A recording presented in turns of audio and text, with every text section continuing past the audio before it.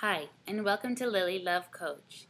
Today we're going to talk about performance anxiety. Believe it or not, many couples share this issue, and a lot of men don't even talk about it. And there's something that can be done from both the male partner and the female partner to help the issue.